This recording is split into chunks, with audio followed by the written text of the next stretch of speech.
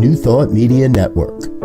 We are a global broadcast network of positive music, media, and entertainment, inspiring humanity's evolution along the journey of enlightenment and creating a world of love, peace, empowerment, and prosperity for all. New Thought Media Network. Positively inspiring.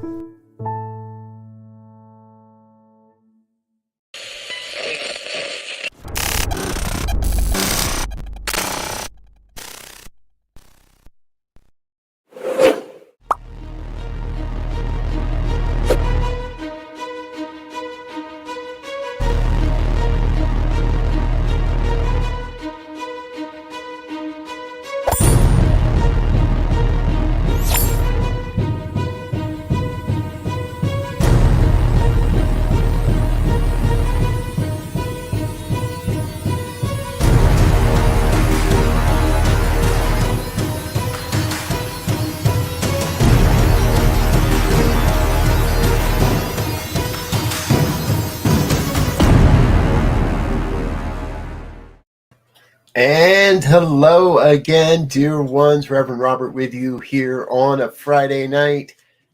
It's time for And Now the Good News. This opportunity we take here at the New Thought Media Network to share some of the good news stories that have found their way across my desk this week, and I thought you would find equally inspiring. I just love that we get to do this each and every week. And I invite you, please hit the like button, hit the share button, hit the comment button. Let your friends know what we're doing. Let people around your social media networks know what we're doing, and invite them to come check out what we're doing. Because again, the whole idea is let's get inspired for the weekend with some good news stories. First story tonight that caught my attention. The Hawaii Youth Correctional Facility announced that for the first time since it opened over 6 decades ago, there are no girls locked up. The last girl to be incarcerated left about 3 weeks ago. They say there has been a 42% drop in the last 4 years with incarcerations in the Kailua facility. And here's what I like the most about this story. One of the people there said, quote, "It's about how can systems collaborate and work together to position interventions earlier and make sure that we're responding with healing and support instead of punishment." That's from Hannah Green, one of the program managers. It was very instrumental in helping all this to happen. I love it. Let's get involved and let's work together and put those intervention opportunities in there a lot earlier. This is a great story, and I trust that we'll see a follow-up on this to remind us that when they empty that facility of young men and young boys as well. Hey, here's one that caught my attention. A rare orchid that has thought to be extinct in the state of Vermont since the last time they believe they saw one was 1902. So a little over 100 years, 120 years now. People thought this orchid was extinct. Now there have been small populations that they're aware of in Vermont, in New Hampshire and Maine. So, but this was very popular, very prevalent across all of New England and the northern New England states. It's a very, very rare orchid, and I just lost the name of it. It's got a very unusual name too. Where did that go in my notes? Anyway, I think this is good. We've here on the New Thought Media Network, we have focused a number of times on the resurgence of what we thought were extinct species over the years and over the last few years.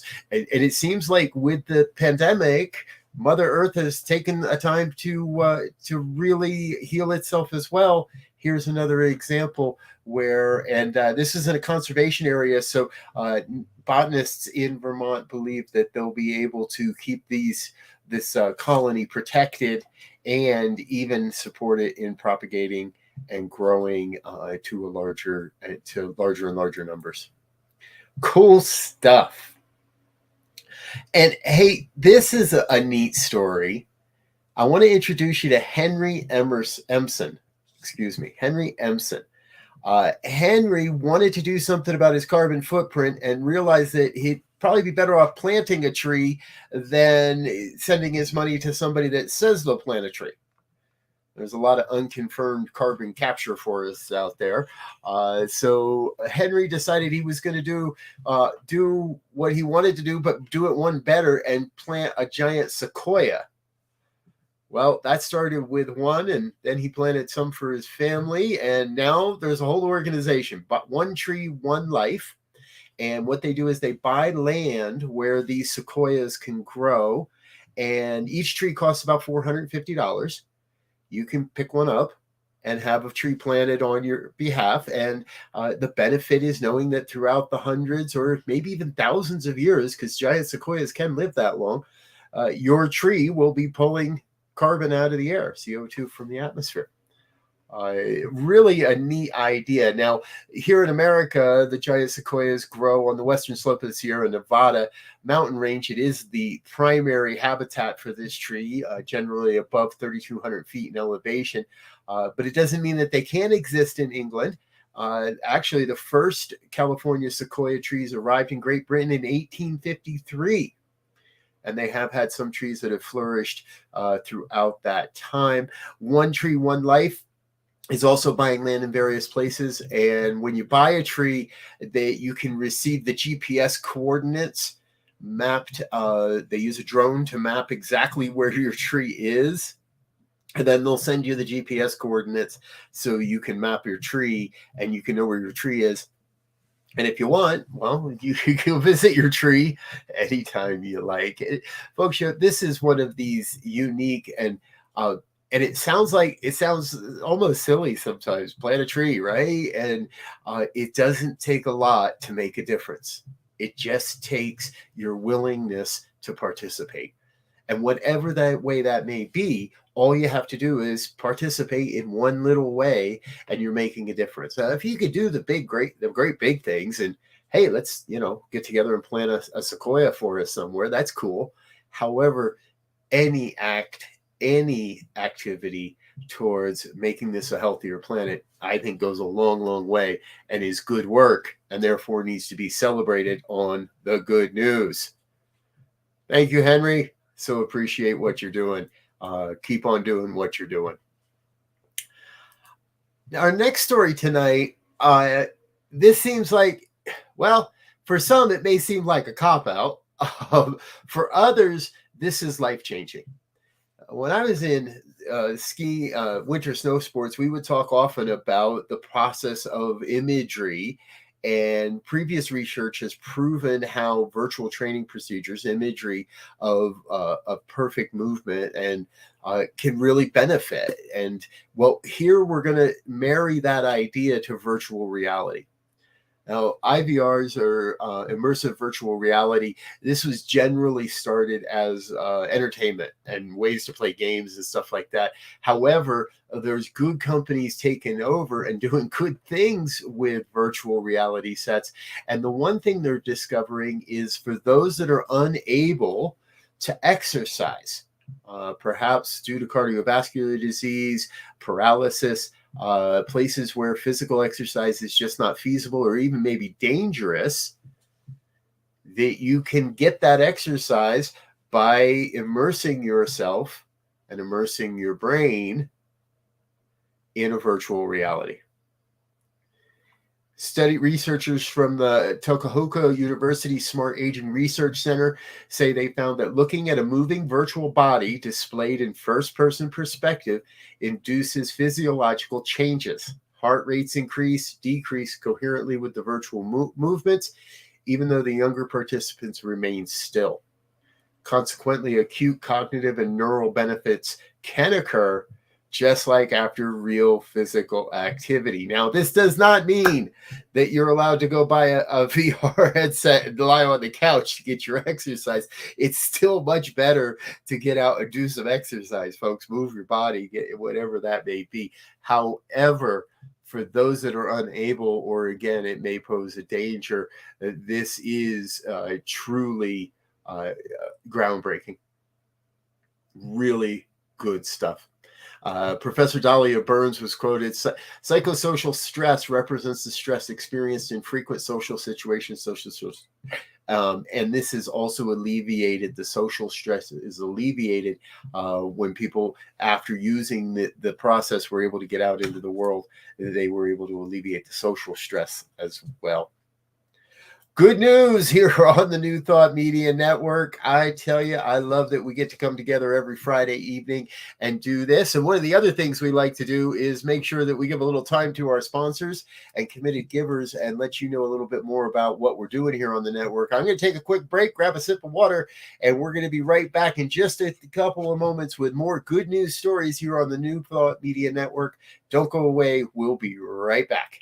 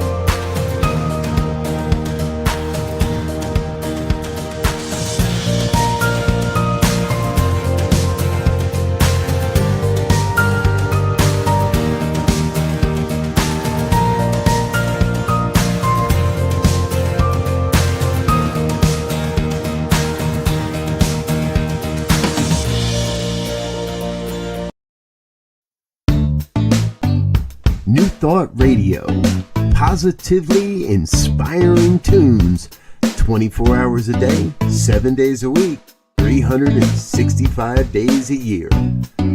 Listen anytime at ntmedia.org. New Thought Radio, positively inspiring. And we're back with more of the good news here on the New Thought Media Network. That means it's Friday evening, and I've got a collection of good news stories for you here tonight. Now, folks, I do want you to know we get most of our stories from the goodnewsnetwork.org. They do a great job each and every day of curating some of the great news stories that are available out on our planet. We encourage you to visit their website, give them some of the love and attention they so richly deserve. Some of our stories come from another organization called Sunny Skies, and we look for the good news anywhere we can find it. So if you hear of a good news story, doesn't matter when, doesn't matter where, drop us a quick link at goodnews@ntmedia.org. That's goodnews@ntmedia.org. Or just tag us with hashtag Good New Thought Media Network. Somebody will see it and get it into my email box. And we may just feature your story on the air. And if you'd like to join us as a guest host and sit in the hot seat, as it were, and share the good news stories you're finding in the world, let us know. We'd love to have you join the broadcast at some future date. Okay. In our middle segment today, feels like I've got a lot of follow-up stories today. And one of the things we talk a lot about on this program is how we're learning, and the technology is advancing to capture water out of air. And of course, we found another one. This company's out of Tunisia. It's a tech startup. You can't buy these personally just yet. I'm hoping this becomes a true thing, something we can all buy for our homes. The company is called Cumulus, and the product they designed is able to create 20 to 30 liters of healthy drinking water per day. That's some big numbers for a vapor collection system. And it's able to refine the water vapor in the air and put it through a system that kills any harmful bacteria. The drinking water is collected in a reservoir and is ready to be consumed as soon as the reservoir fills. They The company Cumulus believes that access to safe drinking water should not be a luxury and is truly a human right. I absolutely agree. I personally believe we need to stop selling bottled water, and let's get this going. A spokesman for the company said the Cumulus technology is a replication of the dew effect and condensation of water from the air. Humid air is drawn into the machine and passes through a particle filter that goes through a cooling process that causes droplets of water to appear in the collector.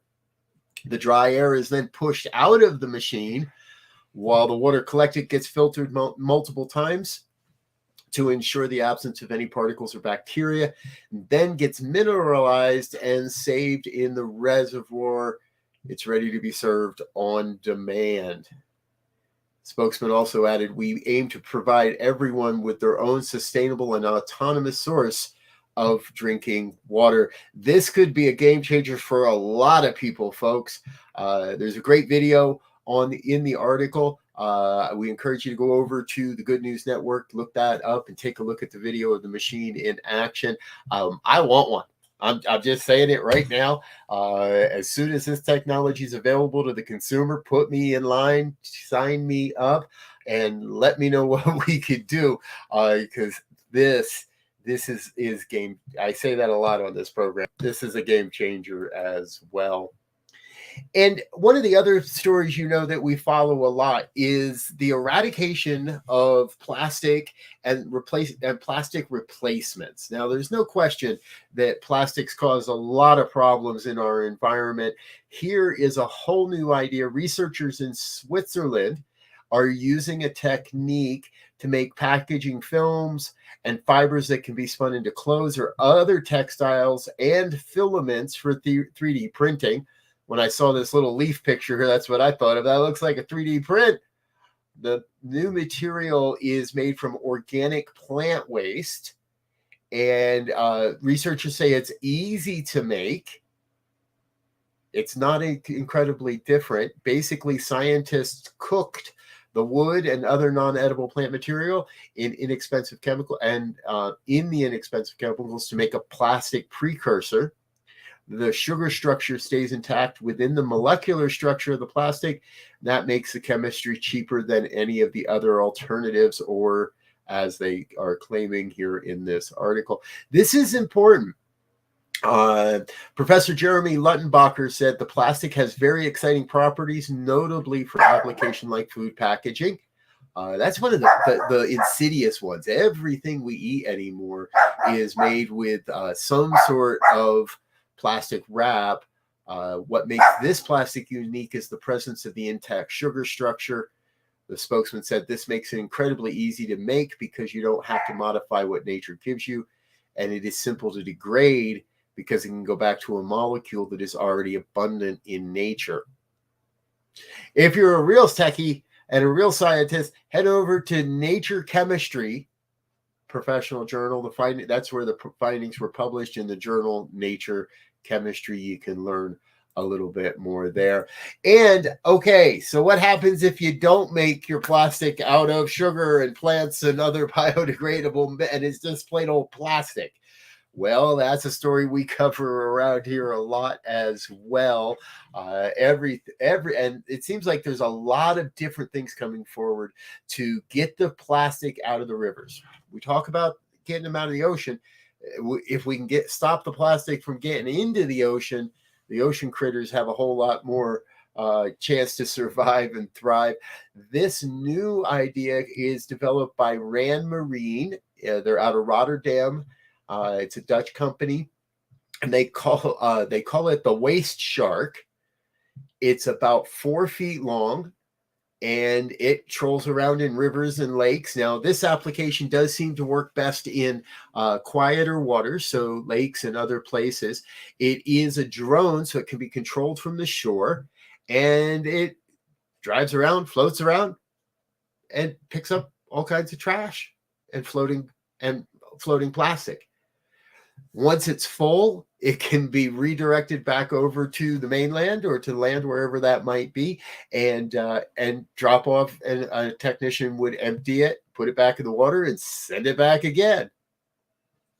This is one of many, many ideas that we cover here, folks, on the Good News on Friday nights. We've talked about fish nets, and we've talked about water mills and all kinds of ways to get water, the plastic out of the water. Just last week, we talked about some floating discs that revolve and move the plastic to the side. All kinds of innovative ideas, and that is a demonstration of the creativity of the oneness. We're all everybody more and more. If you're not aware of the plastic in our oceans, then allow us to help you with that. And more and more, when we put our creative heads together, people, individuals, organizations come up with unique ideas to take care of what we're doing and to take better care of the planet. Kudos to this company. It's one of so many, and we're going to keep following these stories. We're going to keep sharing these stories with you folks and let you know more about how we can keep the plastic out of the ocean and clean up the oceans as we go. All right. It is the New Thought Media Network. Today is Friday evening. That means it's the good news. We need to take one more break here and share a little bit more about what's happening and what you can be involved with out in the world. As our first break, we talked about our Geneva conference that's coming up.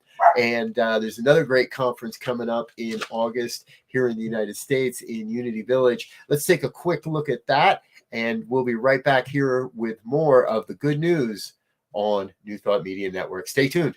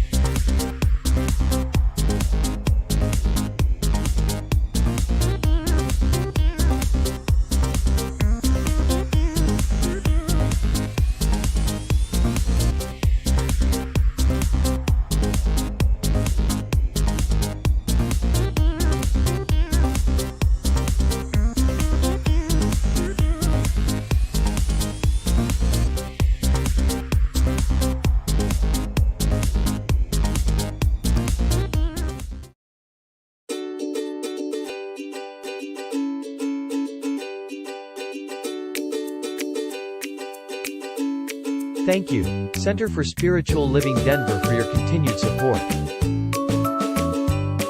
Thank you, Center for Spiritual Living Midtown Atlanta, for your monthly contribution. Thank you, Center for Spiritual Living North Jersey, for your monthly contribution. And please help us welcome Om Center for Spiritual Living in La Mesa, California. Thank you for your monthly donation. Thank you, Center for Spiritual Living Seattle, for your most generous donation.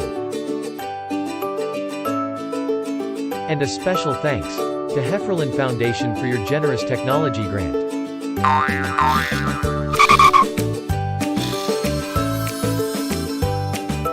And Suze Ajit, thank you for your very generous donation. And a super special thank you to Dr. Tracy Brown, RSCP. Thanks for being a super donor. And a big shout out to all our committed donors.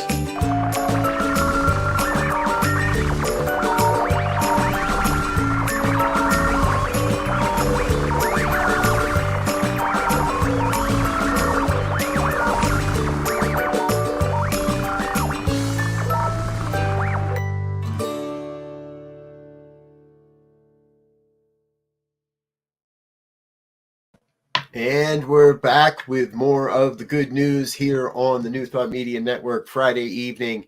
So grateful that you're with us. It is July 1st, so I'm going to say Happy Canada Day. Thank you, Canada, for being such a great neighbor. And yes, it is the 4th of July weekend here in America as well. So happy birthday to the United States. Okay, next story. This one. Do you know what a food rescue route driver is? Well, maybe not. I didn't know that name, but I've been aware of the idea for quite a while.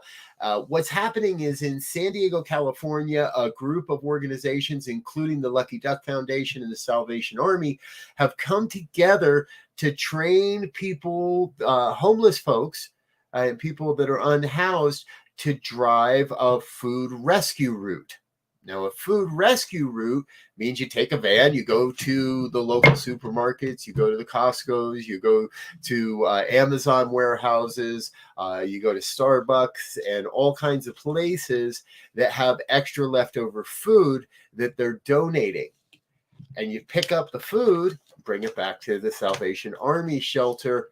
The food is then collated and sent out to other service need organizations, and a lot of it is kept right there at the shelter. They're training homeless people to help them, other homeless folk, and get this excess food so it doesn't go in the landfills. That's one of the biggest things. This excess food goes in the landfills over and over and over again. This collaboration is working to make sure that doesn't happen. This is another story that's got a good video in there. We invite you to head over to the goodnewsnetwork.org, find this story and check out the video, learn more about how the Salvation Army, the Ugly Duckling Foundation, and others in San Diego are doing such a great job in getting this food into the mouths and the bellies where it's most needed. Hey, our next story here has a little bit of a political bent to it. If you haven't heard, the United States Supreme Court has reversed its decision on Roe versus Wade and brought into question a lot of different civil rights and human rights. This story comes to us from LGBTQnation.com, a great resource to stay on top of what's really going on in the fight for rights for our LGBTQ brothers and sisters and non-binary transgender people as well. As the Republican Party is taking center stage and aim at these folks, there is a coalition of Democratic representatives in the House of Representatives coming together that have introduced a bill that would outlaw conversion therapy. If you're not familiar with conversion therapy, it's a pseudoscience. It's really, many consider it mental torture.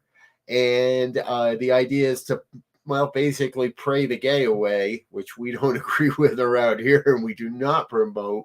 Now, unfortunately, the bill is going to have a hard time because there's not enough people on board at this time to pass the filibuster. If we can get some Republicans on board, there might have a chance to pass this bill, but it is still a good idea to support this legislation. Call your senators, call your representatives, let them know that you do consider this, that you do support this. There's a quote here: the ability for trans folks to live free from discrimination is quite literally a life and death issue. This legislation is especially crucial right now as extremists have grown increasingly vicious and targeting their harassment of transgender Americans through legislative processes and others. Let's let people know we support this work. And if this passes, we're in good. If they block this, hey, that's okay. It's setting a precedent and it's setting an example for states and states to pass similar bills. And we need to, I believe, federally outlaw this conversion therapy. All right. Before we run out of time here tonight, which we're doing rapidly, so we're going to run over by a minute or two, please follow along. This story comes to us out of London. A 90-year-old woman was selling her estate, and her children were helping her to sell her estate because the care costs to keep her in care were increasing and just kept going up and up. The estate planners, the estate auctioneers weren't having much luck until they went up into her bedroom and found this painting. It's a 16th century work. They're saying it's worth at least $320,000 US. That's 255,000 pounds in Great Britain. The woman who has had it hanging over her bed is suffering from dementia, and this money is going to go a long, long way to make sure she has long-term care. And it ended up in the right hands. It ended up in the hands of a reputable auction house, not just somebody pulling it off the wall. All right, before we do go tonight, I want to introduce you to one last folk. This is David Fluker. David is 100 years old. He turned 100 just a couple of weeks ago. And David is a real man about town. He travels a little over 2 hours one way, 3 times a week, to volunteer at a thrift store, at a secondhand store.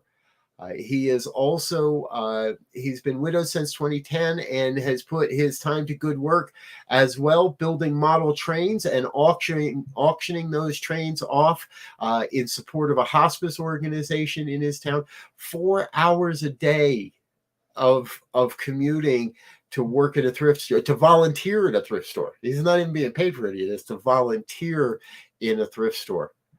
Thank you, David, for being a model of exactly who we're supposed to be in the world and making sure that you're contributing in a great way. Great way. We love these kinds of stories, folks. Again, send us your stories. goodnews@ntmedia.org. All right, I'm Rev Robert. I'm going to get out of here for tonight. Let you get into your Friday night. Stay tuned. In just a half an hour, Pastor Michael Mangus will be up with the fireside chat and, of course, our evening prayers at 8:15 Mountain Time. Until then, I wish you all the best. And until next time, I wish you peace and richest blessings. Bye now.